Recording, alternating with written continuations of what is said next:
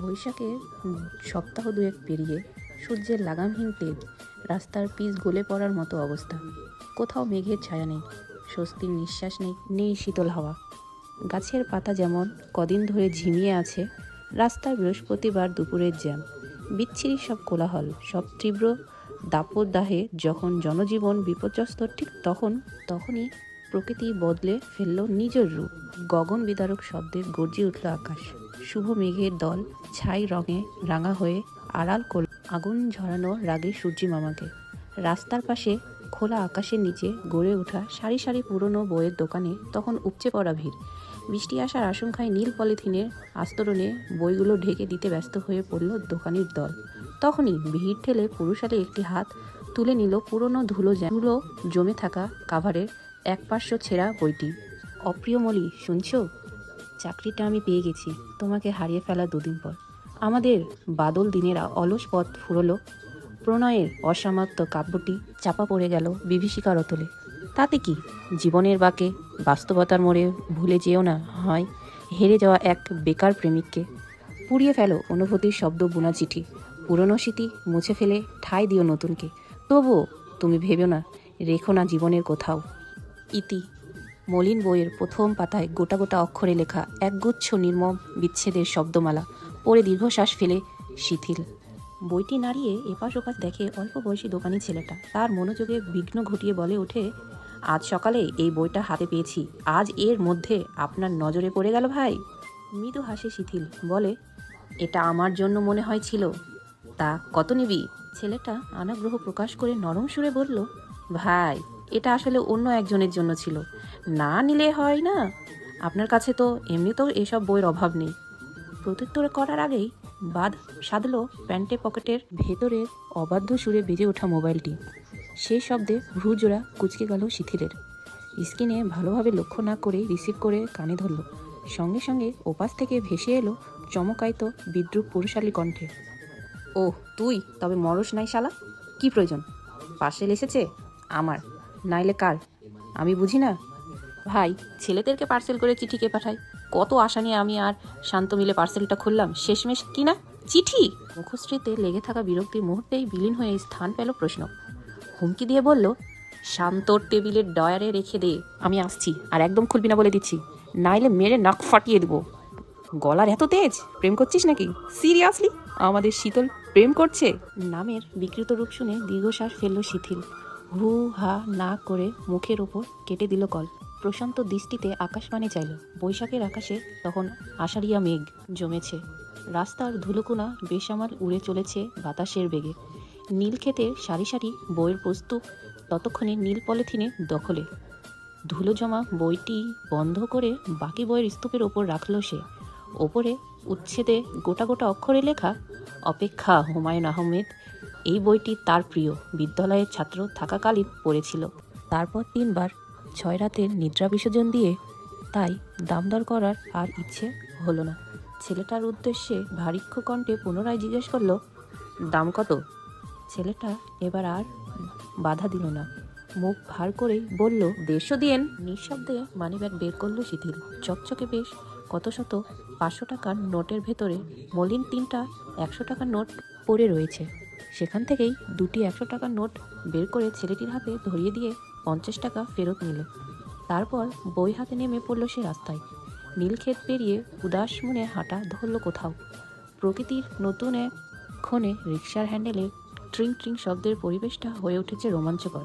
চায়ের টং দোকানের সামনে অর্ধেক জিপ বের করে বসে আছে এক কমলা রঙের কুকুর। ঘোলাটে চোখে তাকিয়ে আছে দোকানের সামনে ঝোলানো পাউরুটির পানে। তাও দৃষ্টি এড়ালো না শিথিলের। এ পথে সপ্তাহে 3 দিন তাকে আসতে হয় উচ্চ মাধ্যমিকের 2জন শিক্ষার্থীকে পড়ানোর জন্য। হাতঘড়িতে সময় দেখে দোকানের কাছে এসে থামল সে। কোমল স্বরে জিজ্ঞাসা করল, কেমন আছেন মামা? দোকানি ভদ্রলোক কোমরে গামছা বেঁধে ব্যস্ত হাতে রং চায়ে দুধ মেশাচ্ছিল। সামনের বেঞ্চিতে অপেক্ষারত বসে থাকা 3 জন কাস্টমারের জন্য। শিথিলকে দেখতেই পান খাওয়া রঙিন দাঁত বের করে হাসলেন তিনি। হাস্যোজ্জ্বল মুখে বললেন, আলহামদুলিল্লাহ ভালো মামা, অনেক দিন পর আপনাকে দেখলাম। থেমে জিজ্ঞাসা করলেন, চা দিমু? এখন না, টিউশনি পড়িয়ে আসি, তারপর আরামসে বসে খাবো। থামলো শিথিল। ক্ষুধার্ত কুকুরটি এসে ততক্ষণে তার পা ঘষে দাঁড়িয়েছে। চা দোকানি আব্দুলের মতো কুকুরটিও তাকে চিনে। বিনে পয়সায় যে তাকে রুটি খাওয়ায় তাকে না চিনলে হয়? এগিয়ে গিয়ে একটি পাউরুটি নিয়ে কয়েক টুকরো করে কুকুরটির সামনে দিল শিথিল। পিঠে হাত বুলিয়ে উঠে দাঁড়ালো। দোকানের উদ্দেশ্যে বলল, এখন ভাঙতি নেই মামা, আমি বরং পড়িয়ে আসি, চা খেয়ে একসাথে না হয় বিল মিটিয়ে যাব। এবারও আব্দুল মিয়া হাসলেন, লাজুক কণ্ঠে বললেন, সমস্যা নাই মামা, আপনি তো আমার রেগুলার কাস্টমার। শিথিল আর সেখানে দাঁড়িয়ে সময় নষ্ট করলো না। পায়ে হেঁটে চলে এলো নির্দিষ্ট বাড়ির সামনে। আজকাল পায়ে হেঁটে মাইলের পর মাইল পথ পাড়ি দিতে তার খুব ভালো লাগে। পথের বাঁকে অচেনা পথিকের মতো ঘুরে বেড়াতে কী যে শান্তি। কলিং বেলের শব্দে মনোয়ারা বেগম কান সজাগ হয়ে উঠল। লুকিং গ্লাসের বাইরে দাঁড়ানো পরিচিত মুখটা দেখেই দরজা না খুলে দৌড়ে গেলেন মেয়ের স্বয়ং কক্ষে। মেয়ে তখন বিছানায় উবু হয়ে শুয়ে উপন্যাসের বই পড়ছিল। মনোয়ারা ধমকে উঠলেন, তো স্যার এসেছে, তাড়াতাড়ি বই খাতা গুছিয়ে টেবিলে বস। কথা শেষ করে আর এক মুহূর্ত সেখানে দাঁড়ালেন না তিনি। শত দরজার দিকে ছুটলেন। দরজা খুলতে সৌজন্যে হেসে সবসময়কার মতো বিনয় নিয়ে সালাম দিল শিথিল। আসসালামু আলাইকুম আন্টি। ওয়ালাইকুম আসসালাম, ভেতরে এসো। এতক্ষণ ধরে বিভা তোমার জন্যই অপেক্ষা করছিল বাবা। অতীত করল না শিথিল। গত 2 সপ্তাহ ধরে পড়ানোর সুবাদে এই ফ্ল্যাটে যাতায়াত করা, তাই এখানকার সবই যেন কয়েকদিন মুখস্থ হয়ে গিয়েছে। সোফায় তাকে বসতে বলে মেয়ের ঘরে পুনরায় যাওয়ার ধরলেন মনোয়ারা। হাঁক ছেড়ে কাজের মেয়েকে ডাকলেন, ইভা স্যার এসেছে, নাস্তা পানি দিয়ে যা। মালকিনের আদেশ পাওয়া মাত্রই ট্রে হাতে ছুটে এলো আকলিমা। সেন্টার টেবিলের ওপর ট্রে থেকে একে একে পানির গ্লাস আর 3 পদের মিষ্টি ভর্তি পিরিচটা রেখে লাজুক হাসলো। জিজ্ঞেস করলো, কেমন আছেন স্যার? তার দিকে তাকালো না শিথিল। পানির গ্লাস হাতে নিয়ে উত্তর দিল, আলহামদুলিল্লাহ আপা, আপনি? উত্তরটি মোটেও পছন্দ হলো না আকলিমার। অধরের হাসি ঝট করে নিভে গেল। মুখটা ভার করে বলল, আপনারে কইছি না আপনি আমার এটা আপা ডাকবেন না, আমার নাম আকলিমা, আমি বয়সে আপনার থেকে অনেক ছোট। সম্মতিসূচক মাথা নাড়ল শিথিল।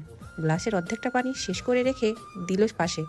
মিষ্টি তার তেমন একটা পছন্দ নয়, তার উপর স্টুডেন্ট পড়াতে গিয়ে খাওয়া দাওয়া তো আরও পছন্দ নয়। ভিতর ঘর থেকে বেরিয়ে এলেন মনোয়ারা। হেসে বললেন, যাও গিয়ে পড়ানো শুরু করো। এবারও প্রত্যুত্তর করল না শিথিল। বসা থেকে উঠে দাঁড়ালো, প্রবেশ করলো ঘরের ভেতরে। আজকের আবহাওয়া বিশেষ ভালো নয়, যে কোনো মুহূর্তে বৃষ্টি নামতে পারে।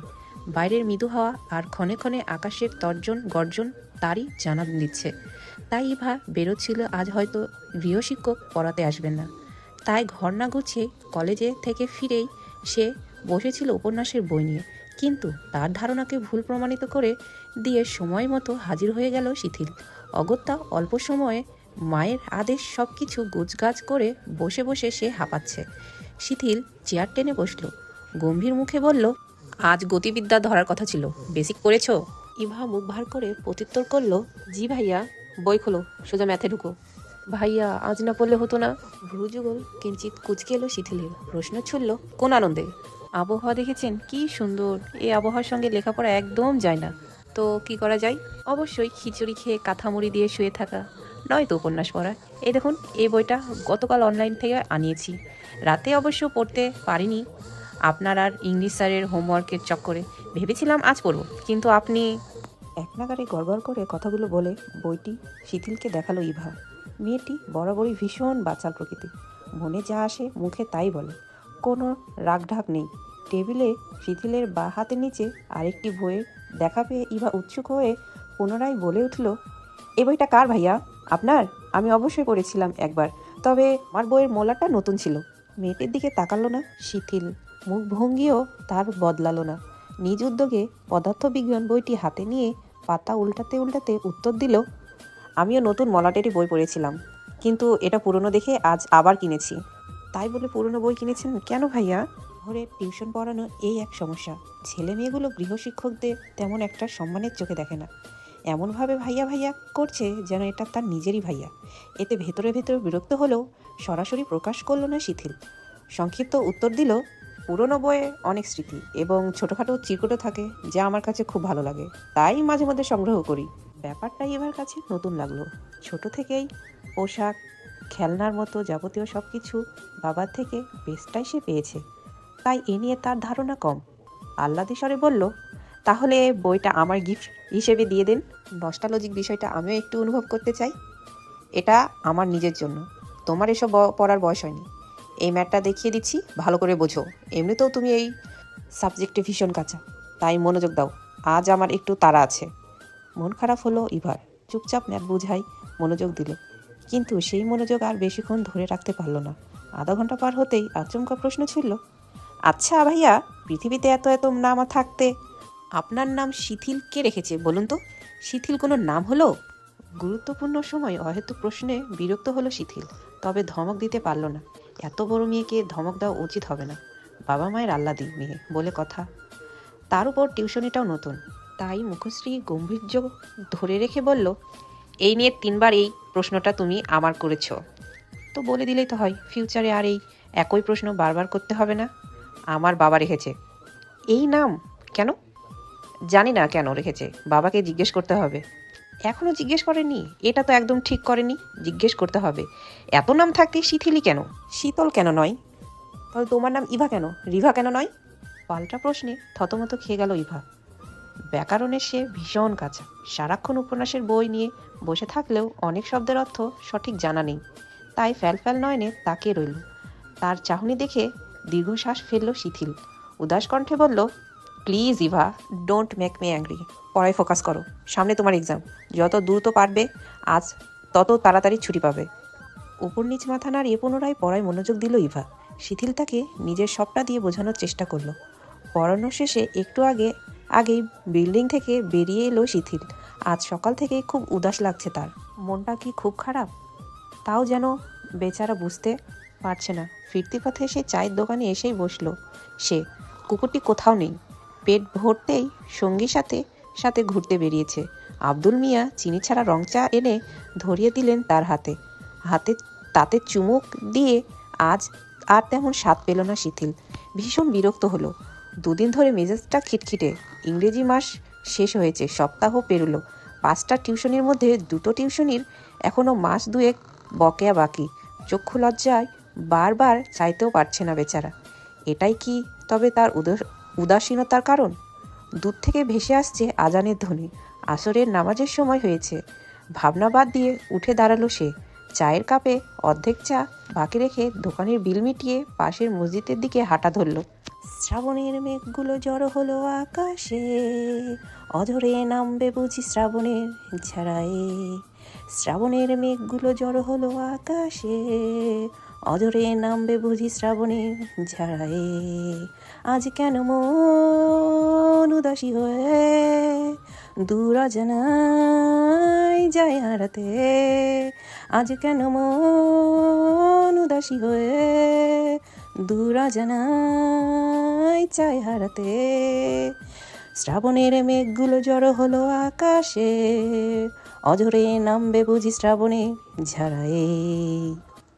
বাইরে ঝিরিঝিরি বৃষ্টি পড়ছে। খোলা জানালা দিয়ে শাঁসা করে ভেতরে বাতাস প্রবেশ করে দেহে ধরিয়ে দিচ্ছে কাঁপন। হলরুমে এলোমেলো বসে ছেলেরা গলা ছেড়ে গান গাইছে। তাদের মধ্যমণি হলো দক্ষ হাতে গিটারের সুর তুলেছে আরফিন।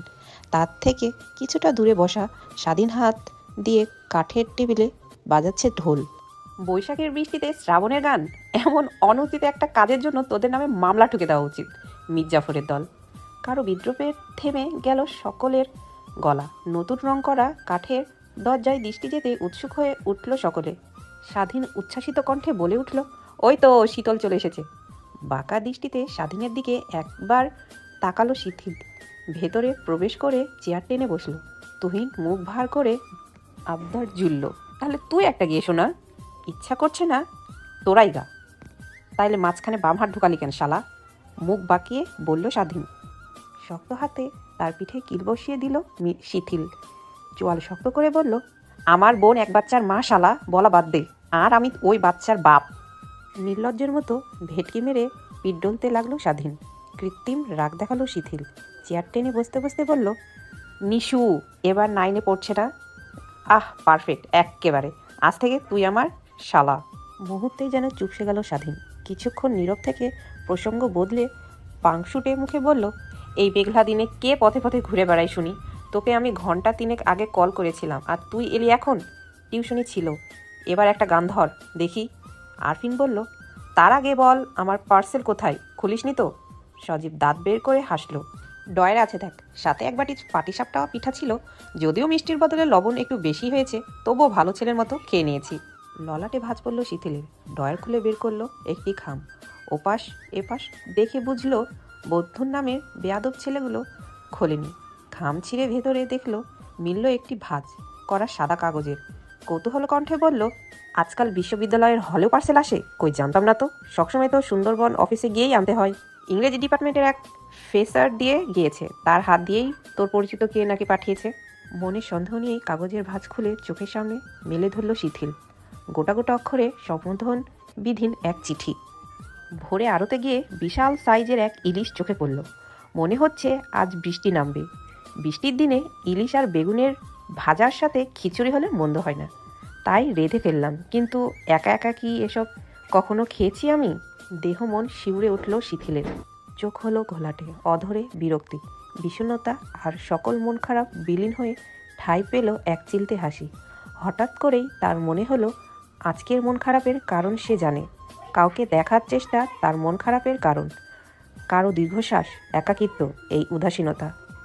আর চোখে বন্ধুরা তার হাবভাব লক্ষ্য করলো ঠিকই। শান্ত খোঁচা মেরে বলল, আয় হায়, আমাদের শিথিল প্রেমে পড়েছে। তুহিন তাল মেলালো, নিশ্চয় প্রেমিকার চিঠি। তাদের কথায় পাত্তা দিল না শিথিল। বিড়বিড় করে বলল, তার চেয়েও বেশি কিছু। চিঠি পকেটে ঢুকিয়ে উঠে দাঁড়ালো। ভার্সিটির হলে সে থাকে না, নিয়মকানুনের মধ্যে থাকতে শিথিলের ভালো লাগে না। সে বরাবরই স্বাধীন চেতনা মানুষ, তবে মাঝে মধ্যে আসে বন্ধুদের সাথে আড্ডা দিতে। যেতে যেতে শুধু বলে গেল, এই তোরা থাক, আমি আসছি। তার কথায় সকলে চমকালো। পেছন থেকে স্বাধীন চেঁচালো, মাথা খারাপ হয়ে গিয়েছে, বাইরে বৃষ্টি পড়ছে, মেঘ ডাকছে, এই বৈরী আবহাওয়ায় যাচ্ছিস মানে? এই শিথিল! তাদের ডাক আটকাতে পারল না ছেলেটিকে। ততক্ষণও সে দরজা দিয়ে বেরিয়ে গিয়েছে। সিঁড়ি বেয়ে নেমে এসেছে নিচে। ধীরে ধীরে মাঠ পেরোলো, গেট পেরুলো, রাস্তাও পেরুলো, তারপর মিলিয়ে গেল অদৃষ্টিতে।